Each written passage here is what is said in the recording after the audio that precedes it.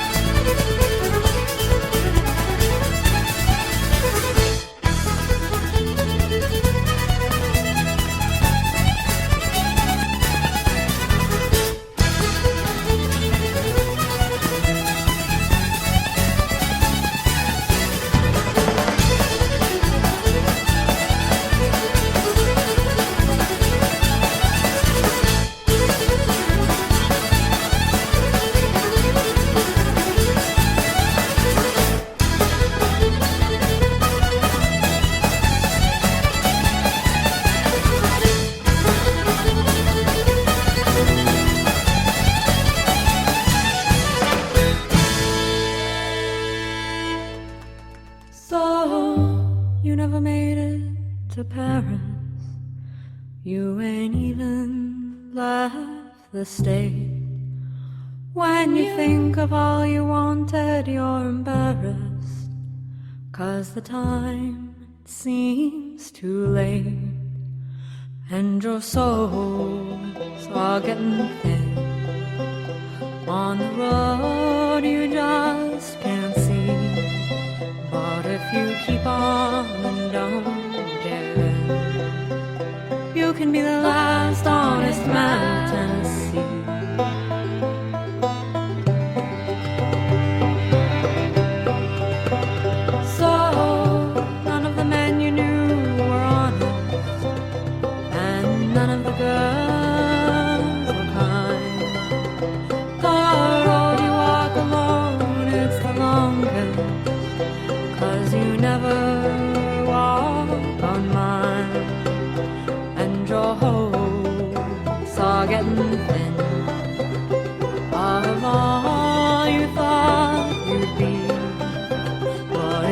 Keep on and don't give in, you can be the last honest man of Tennessee.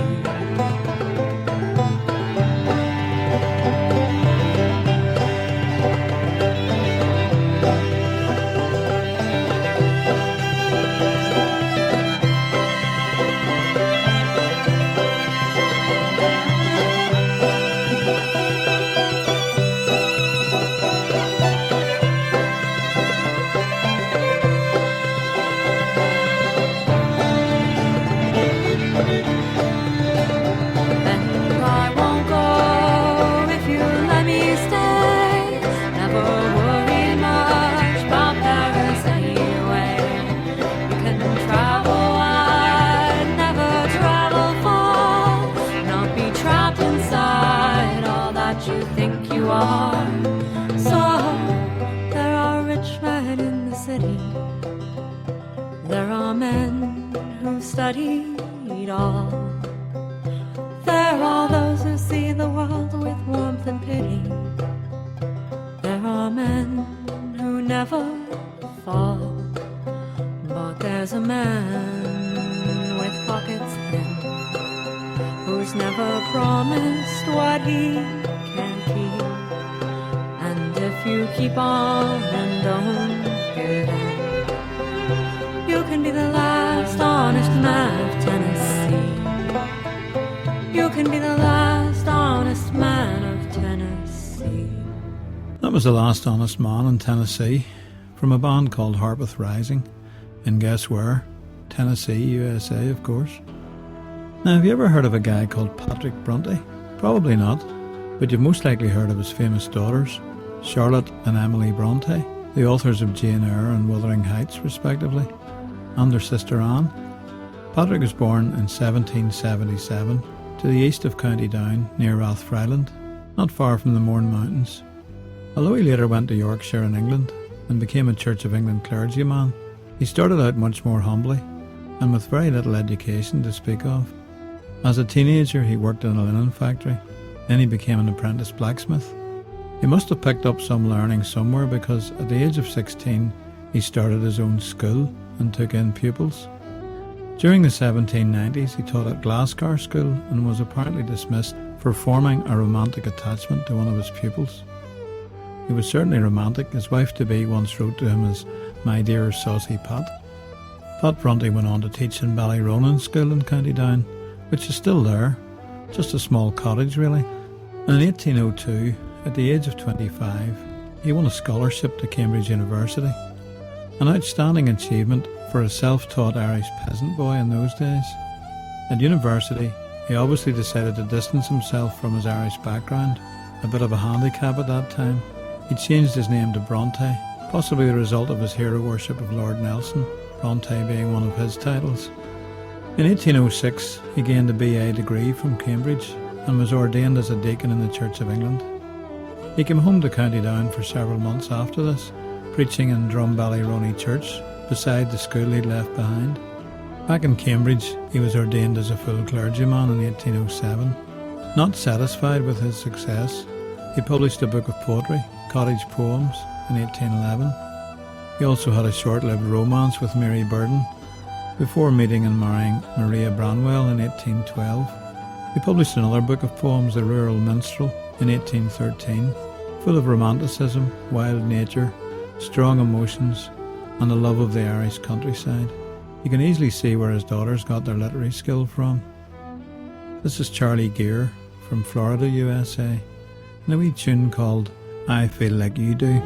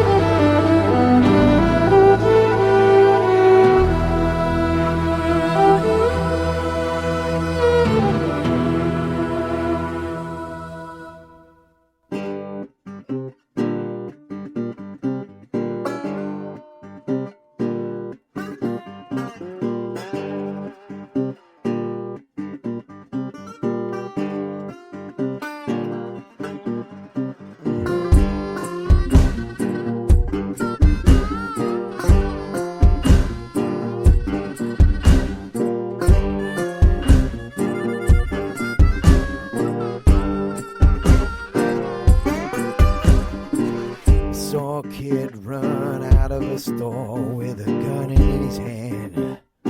He's trying to make ends meet, shot down, stone dead by the chief of police. You gotta ask yourself, is it right, is it wrong to be pushed that far to the edge by a world that's good, so the rich get rich and the poor get dirt on their knees. Money is the root of all evil. One man's pleasure is another man's pain. Ooh, money is the root of all evil. You can't get enough, man, it'll drive you insane. So an old man the other day had to beg for a bowl of rice, seeing a rich man up on a balcony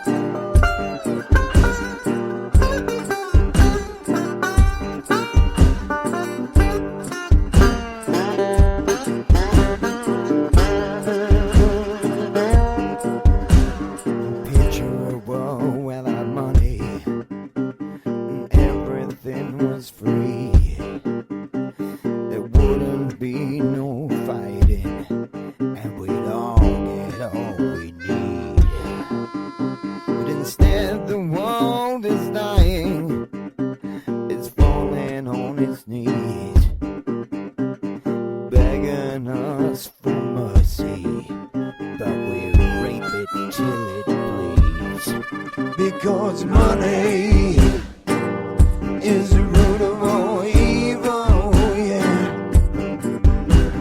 One man's pleasure is another man's pain.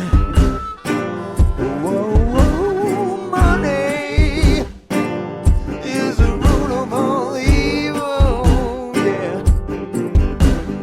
Can't get enough, man, it'll drive you insane.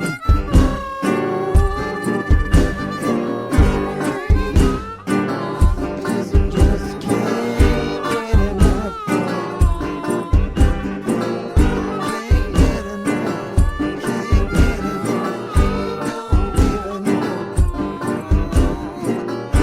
don't even know. Can't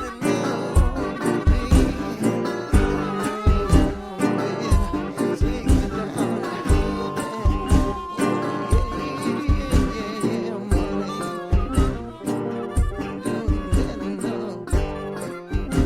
enough, can't get Another great blues song there from Mark Easton in Queensland, Australia. Money is the root of all evil. A pretty relevant comment on our current world situation, although it's actually the love of money which is the root of all kinds of evil. Patrick Brunty, or Brontë as he had become, was obviously a very ambitious and determined man. He didn't allow his humble background to hinder him from achieving his ambitions, although he was to experience a lot of hardship in his life. He became a curate in Yorkshire in 1820 and moved there with his 6 young children. His wife died from cancer within a year, and unfortunately the experiment of sending the 4 eldest girls away to school resulted in the death of the 2 oldest from poor nourishment and bad hygiene. Patrick taught the remaining 4 children himself at home. He was, after all, an experienced teacher, and he obviously passed on to them his own enthusiasms. On one occasion, Patrick lined up his 4 remaining children and asked them a series of questions about their ambitions and about the people they most admired. From him they learned to love the wild countryside around them, to read widely and vociferously, to feel deeply, to express their feelings frankly, and to desire above all else fame as writers. Patrick died at the age of 84, outliving all of his children. His daughters Charlotte and Emily are probably best known for the heroes they created. Rochester and Heathcliff, fierce, wild, independent men both, but they are matched with equally independent women who are accepted as equals by their men. How much of this came from the influence of Patrick Brontë, encouraging his daughters to see themselves as individuals, not trapped by society, as he had done himself. Patrick's home in Harpeth, Yorkshire, has been preserved as a centre for hundreds of thousands of pilgrims every year. Unfortunately, nobody thought of preserving his birthplace in County Down. His mother, Alice McCullough's house, is still in existence, though it's a bit tumble down, and the schools where he taught. The remains of the cottage where Patrick was born have been preserved by the Brontë Homeland Trust. You can go there and follow the Brontë Trail. It's well worth a visit. Stand inside the ruined walls and realise that from these tiny rooms originated the genius that became known to the world as the Brontë sisters. We've been listening to Eamonn Costello and Cathal Clohessy from here in Ireland, and a tune called Sergeant Early's Dream. Farewell to Tarwathee, adieu Mormont Hill, the land of my fathers, I bid you farewell. Your hills and your valleys, your mountains of heath, still dear to my heart is the land of my birth.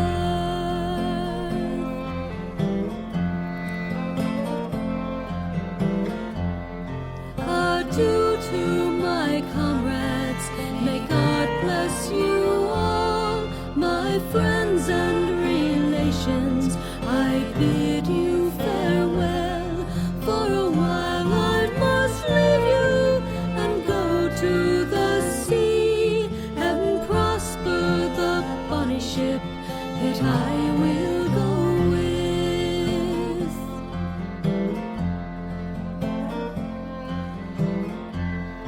May he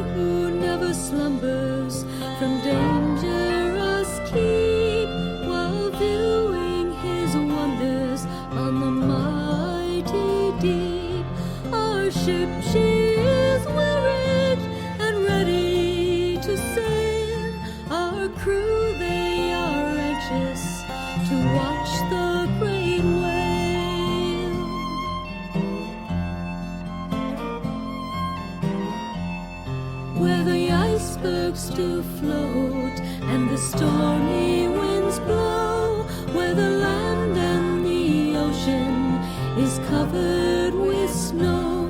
The cold climb of Greenland is barren and bare. No seed time nor harvest is ever known there.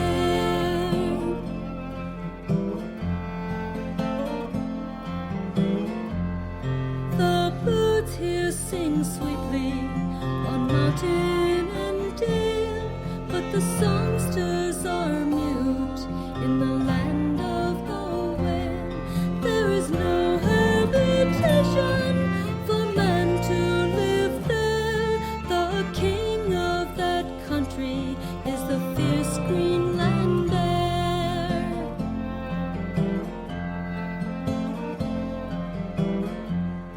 But when I am sailing upon the wide main, be cheerful and happy till I come home again.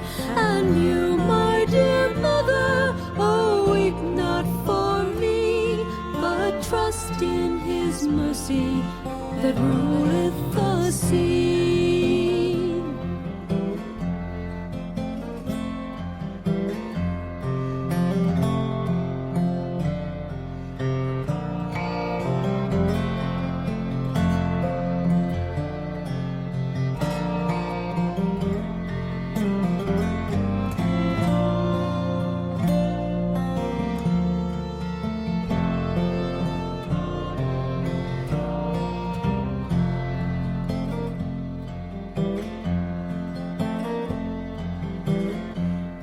Who saves on the ocean as well on the land, for we are all guarded by his mighty hand.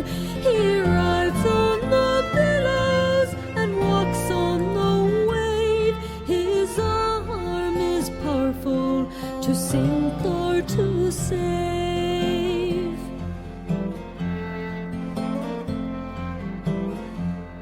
And though I be absent, you need never fear. There's no place distant, but God will be there. I'll pray night and morning, dear parents, for you, for the hope of returning takes the sting from ado.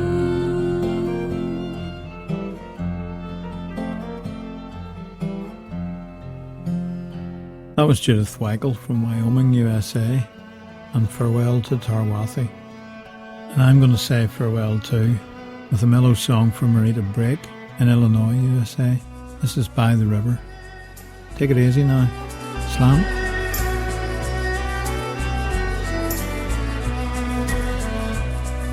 The sky went on forever as I wandered by the river. Bluebells found by heather as I wandered all alone. Seal by Solomon, leaf by leaf, foresters beneath my feet. Nothing but a smoky wreath curls from my humble lodging.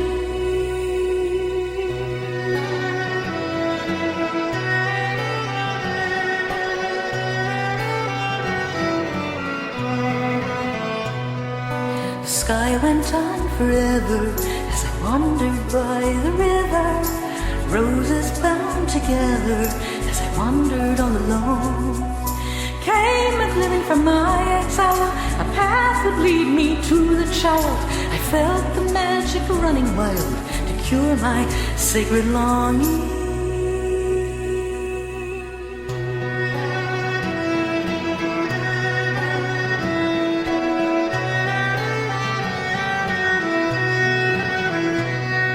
The sky went on forever as I wandered by the river. Must be an ancient tether that pulls me to this place. Rocky path and river deep, I could find them in my sleep. Hemlock twines around the keep of my darkest treasure.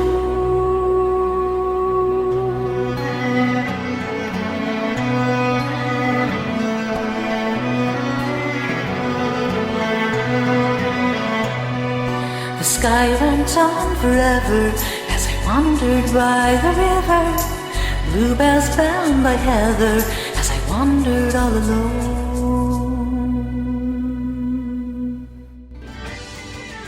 Well, that's all we have time for on this show. Remember, you can find out more information about the artists and songs played on the show on our website at CelticRootsRadio.com. And if you're an independent artist and you'd like to hear your music played on this show, again, you'll find details on our website. That's CelticRootsRadio.com. Tune in again next week to Celtic Roots Radio. I'm Raymond McCullough, coming to you from Ireland. Slán agus Banagia.